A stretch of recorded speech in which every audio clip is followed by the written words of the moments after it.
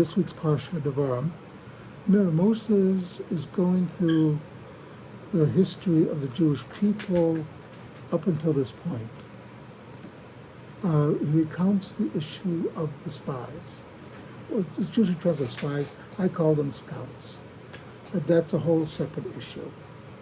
Moses recounts this incident where the people did not have the faith in God. That God was leading us to a beautiful place. God promised to land to us, and we basically rejected it because we're afraid. And the issue of this whole issue, what was the problem? Remember, in that portion that we read about the spies, or the scouts, we mentioned their names. They were leaders of the tribes. They were the big men of the nation. And they were afraid. If we enter the land, maybe it won't be so important. Also, their complaint was, it's a land that eats its inhabitants. What? How can a land eat its inhabitants? The reason they were saying this is that we'll be so busy farming, doing business, etc. We can't keep the commandments.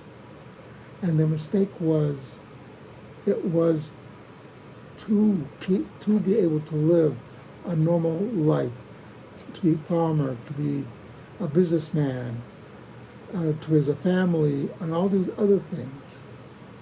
That this is why God took us out of Egypt.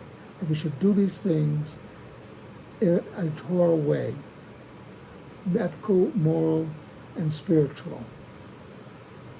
That if we show that, yes, this can be done, other nations would follow suit. We see this in history, by the way.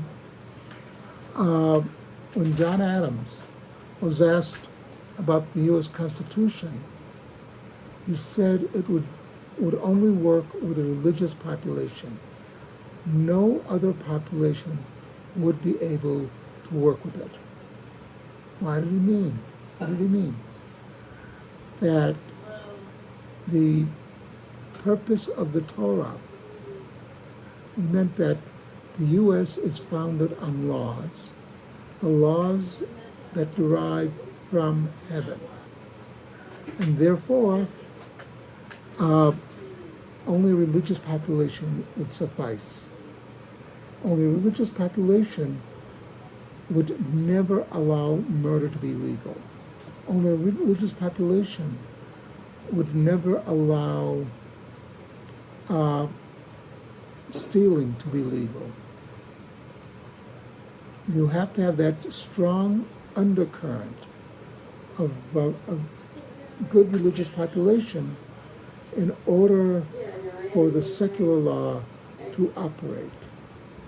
Something to think about.